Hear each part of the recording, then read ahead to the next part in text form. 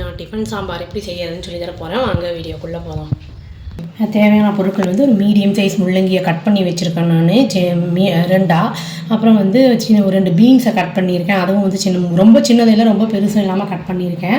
கேரட்டையும் வந்து நல்லா வந்து ரவுண்டாக கட் பண்ணி அதை 2ஆக கட் பண்ணி வச்சுருக்கேன். ஒரே ஒரு முருங்காயை நல்லா வாஷ் பண்ணிவிட்டு கட் பண்ணி வச்சுருக்கேன். ஒரே ஒரு தக்காளி எடுத்துருக்கேங்க. அப்புறம் 2 கத்திரிக்காய் எடுத்திருக்கேன். அதை தண்ணியில் போட்டிருக்கேன், ஏன்னா கலர் சேஞ்ச் ஆயிரும் அப்படின்ட்டு. ஒரு உருளைக்கிழங்கு அதையும் தண்ணியில் போட்டு வச்சுருக்கேன் கட் பண்ணிவிட்டு. அப்புறம் ஒரு சின்ன வெங்காயம் வந்து ஒரு 50 கிராம் அளவுக்கு வெங்காயம், ஒரு 10 பல்லு பூண்டு எடுத்திருக்கேன். அப்புறம் சிறுபருப்பு வந்து ஒரு 100 கிராம் எடுத்துகிட்டு அதை நல்லா வந்து அலசிட்டு வெந்நீரில் கொஞ்சம் ஊற வச்சு எடுத்து வச்சுருக்கேங்க. சீக்கிரமாக வேகும், அதுக்கு தான். அப்புறம் கொத்தமல்லி எடுத்திருக்கேன் நான் கார்னிஷிங்க்கு. அப்புறம் புளி வந்து ஒரு சின்ன நெல்லிக்காயை விட கம்மியாக எடுத்திருக்கேன். புளி ரொம்பலாம் எடுக்கல, கம்மியாக தான் எடுத்திருக்கேன். அதையும் ஊற வச்சுருக்கேன் தண்ணியில் புளியை. அப்புறம் தனியா 2 டீஸ்பூன் எடுத்திருக்கேன். காரப்பொடி 1 டீஸ்பூன் எடுத்திருக்கேங்க. அப்புறம் வெந்தய பொடி, வறுத்து எடுத்த வெந்தய பொடி வந்து ஒரு 1/4 டீஸ்பூன் எடுத்திருக்கேன். எப்படி செய்யறதுன்னு பார்க்கலாம் வாங்க. இப்போ முருங்கைக்காயும் கத்திரிக்காயும் தவிர மீதி எல்லா காயும் வந்து இந்த பருப்போடு போட்டுடலாங்க. வேக வச்சிடணும். அதை சின்ன வெங்காயம் பூண்டு எல்லாமே போட்டிருக்கேங்க. நான் சிறுபருப்பு யூஸ் பண்ணியிருக்கேன், ஆனால் துவரம் பருப்பு வேணும்னா யூஸ் பண்ணிக்கலாம். நம்ம இதை வந்து குக்கரில் வச்சு ஒரு 2 to 3 விசில் வச்சு எடுத்துடலாங்க. இப்போ வந்து ஒரு கடுகு உளுத்தம்பருப்பு சொல்ல மறந்துட்டேங்க. சும்மா 1 டீஸ்பூன் எடுத்திருக்கேன். 2 சேர்த்து எண்ணெய் வந்து தாளிக்கிறதுக்கு. அப்புறம் கறிவேப்பிலை 2 இலை எடுத்திருக்கேன். பருப்பை வந்து வேக வச்சுட்டேங்க. நாங்கள் வேக வைக்க ஆன் பண்ணிட்டேன் நான். அதுக்குள்ளே நம்ம வந்து இதை என்ன பண்ணுறதுன்னு பார்க்கலாம். அடுப்பை ஆன் பண்ணி முருங்காய் கத்திரிக்காயெல்லாம் கொஞ்சம் எண்ணெயில் போட்டு வதக்கிடலாம். முருங்காயை வந்து நம்ம டைரெக்டாக வேக வைக்கிறத காட்டிலும் நம்ம வதக்கி பண்ணும்போது வாசனை ரொம்ப நல்லாயிருக்கும். இது கத்திரிக்காய் வேக வச்சா ரொம்ப வந்து குலகுலன்னு ஆயிருங்கிறனால தான் நான் வதக்கிட்டு பண்ணுறேங்க. கடாயை ஆன் பண்ணி வச்சுங்க. எண்ணெய் ஊற்றி எண்ணெய் சூடாகட்டும்.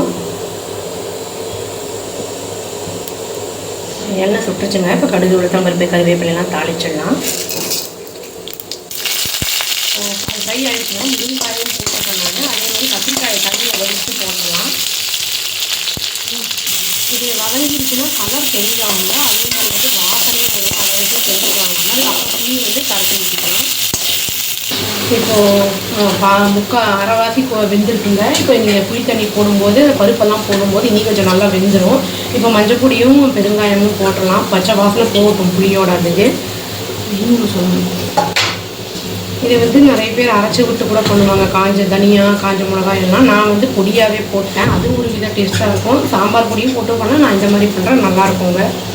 பொடி எல்லாத்தையும் போட்டுடலாங்க. புளி நல்லா கொதிச்சிருச்சு, பச்சை வாசனை போயிடுச்சு. அதுக்குள்ளே அது வெந்துடும். இதுவும் பச்சை வாசனை போயிடும். அப்புறம் நம்ம பண்ணுறதுக்கு ஈஸியாக இருக்கும், டைம் சேவ் ஆகும். சைமல்டேனியஸாக ஒரு சைடு அங்கே விகாயிட்ருக்கு, குக்கரில் வெந்துகிட்ருக்கு. இது ஒரு ரா ஸ்மெல் போட்டுங்க. வேணும்னா கொஞ்சம் தண்ணி ஆட் பண்ணிக்கலாம், ரொம்ப கெட்டியாக இருக்கிற மாதிரி இருந்ததுன்னா. மிளகு வேணும்னா மிளகுத்தூள் கொஞ்சோண்டு வேணும்னா சேர்த்துக்கலாம். என்ன காய் வேணுமோ போட்டுக்கலாம். நான் இவ்வளோ தான் போட்டிருக்கேன். அவங்க இருக்கும் அது காயெல்லாம் போட்டுக்கிறது. நல்லா வெந்துருச்சு, காயெல்லாம் நல்லா குழைய வெந்துருச்சு. இதை கடைஞ்சிட்டேன். இப்போ வந்து நம்ம இந்த முருங்காய் அந்த இதெல்லாம் வச்சுருக்கோம் இல்லையா, புளி கரைச்சல் அதுவும் பச்சை வாசனை போயிடுச்சு. அதில் வந்து இதை மிக்ஸ் பண்ண போகிறோங்க. இப்போ இது வந்து பருப்போட போட்டுட்டு ஒரு 5 நிமிஷம் நல்லா கொதிச்சிருச்சுன்னா அதை வந்து கிண்டி விடணும். அப்படியே விட்டுட்டோம்னா அடியில் வந்து அப்படியே காந்தி போன மாதிரி ஆயிடும். லேசாக அப்படி பரட்டி விடணும். அப்போ வந்து நல்லா கொதிச்சு வரும்போது கொத்தமல்லி தூவி இறக்கிடலாங்க. டேஸ்டியான டிஃபன் சாம்பார் ரெடி ஆகிடுச்சு. இதில் வந்து வெஜிடபிள்ஸ்லாம் இருக்கிறதுனால ஹெல்த்தியாகவும் இருக்கும்.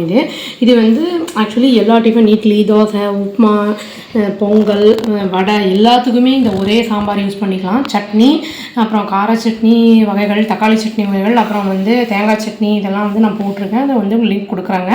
ட்ரை பண்ணி பார்த்துட்டு எப்படி இருக்குன்னு சொல்லுங்கள். அவ்வளோதான். Thank you. Please do like, share and subscribe our channel and click the all option and tap the bell icon. Thank you.